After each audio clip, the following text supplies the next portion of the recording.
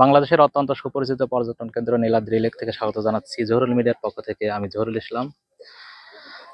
চতুর্দিকে পাহাড়, অর্থাৎ পিছনে আমার ইন্ডিয়ার পাহাড় পরিবেষ্টিত একটি লেক। এই লেকটি দর্শনার্থীদের অত্যন্ত প্রিয় একটি স্থান হয়ে উঠেছে দেখার জন্য এবং অবসর সময় কাটানোর জন্য। দেশ এবং দেশের বাইরে থেকে বহু পর্যটক প্রতিদিন ঘুরতে আসে নীলাদ্রি লেক একটু দেখতে এবং তাদের অবসর সময়গুলো একটু পাস করতে। পাথরের পাহাড়, পাহাড়ের উপর দিয়ে রাস্তা, নিয়মিত পাথরের গাড়িগুলো উপর দিয়ে যাতায়াত করে। উপর দিয়ে আমরা দেখছি সারি সারি সারি সারি ট্রাক। তো এখানে সারি সারি নৌকাও বাঁধা আছে, আমার পেছনে দেখতে পাচ্ছেন নৌকাগুলো এই পাশে যে পাহাড়গুলো আছে বাংলাদেশের ভিতরে, এই ছোট ছোট পাহাড়ে যায়, যাতায়াত করে এবং ওইখান থেকে ছবি টবি ওঠার জন্য দর্শনার্থীরা এই নৌকাগুলো ভাড়া নেয় 200-300 এ জাতীয় একটা সামান্য কম ভাড়ায়। মিটিয়ে উঠলে আরো কমে পাওয়া যায়, তাই বাজেটের ভেতরেই। নীলাদ্রির পানি নাকি শুনছি নীল, তবে আমি তো নীল টিল কিছু দেখছি না। আপনারা যারা নীল দেখছেন তারা একটু কমেন্ট করবেন যে কি ধরনের নীল। পানি তো নীল মিল মনে হচ্ছে না, তবে নিচে কিছু শ্যাওলা জমে আছে, শ্যাওলার জন্য একটু নীল কেউ মনে করতে পারেন। তো আমি একটু পানির লেল দেখি।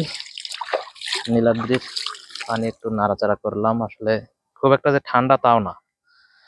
অন্যান্য ঝর্ণার পানিগুলো যেভাবে ঠান্ডা হয়, প্রবাহিত পানি এরকম ঠান্ডা ঠান্ডা না, নর্মাল পানির মতোই পানির তাপমাত্রা। তো বর্ষার কালে এই অঞ্চলগুলো পানির নিচে তলিয়ে যায়। এখন অলরেডি শীতকাল, বর্তমানে ফেব্রুয়ারির 12 তারিখ। এই সময়গুলোয় প্রচুর দর্শনার্থীরা দেখতে আসে। আর বর্ষার সময় আসলে এক এক সময় এই লেকটা এক এক সময় এক এক বর্ণ লাভ করে। ঠিক আছে, প্রত্যেকটা সময়ই, প্রতিটা মুহূর্তেই এই লেকের দর্শনার্থীদের অভাব হয় না, সব সময় দর্শনার্থীরা থাকেন। আমি একটু নৌকার দিকে আগে যাচ্ছি।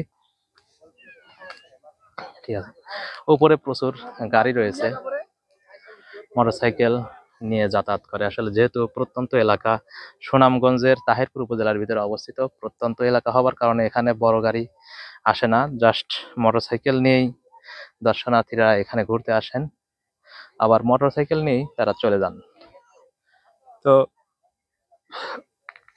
কথা বলতে বলতে ভিডিওটির শেষ পর্যায়ে চলে এসেছি আমরা। আপনারা কে কোথা থেকে দেখছেন, কেমন লাগলো, আপনাদের আসার অভিজ্ঞতা থাকলে তিক্ত মিষ্টি সব ধরনের অভিজ্ঞতাগুলো একসাথে গুছিয়ে আমাদের কমেন্ট বক্সে জানাতে পারেন, লিখতে পারেন। প্রত্যেকটা পর্যটন কেন্দ্রই কিন্তু যে কোনো একটা হোক দুইটা হোক আকর্ষণে দর্শকদের বিভিন্ন এলাকা থেকে, ঘর থেকে টেনে তাদের কাছে নিয়ে আসে। ঠিক নীলাদ্রি লেকও এমনই, দর্শনার্থীদের কাছে ডেকে নিয়ে আসতে সক্ষম হয়েছে। বাংলাদেশের সুইজারল্যান্ড খ্যাত, অর্থাৎ অনেকে মনে করে যে বাংলাদেশের মানে এমন একটা জায়গায় এসে সুইজারল্যান্ডের ফিলিংস নিচ্ছি। তো সবাই ভালো থাকবেন, সুস্থ থাকবেন, সবার সুস্থতা মঙ্গল কামনা করে এখনকার মতো আমি বিদায় নিচ্ছি। জহুরুল ইসলাম, আল্লাহ হাফেজ।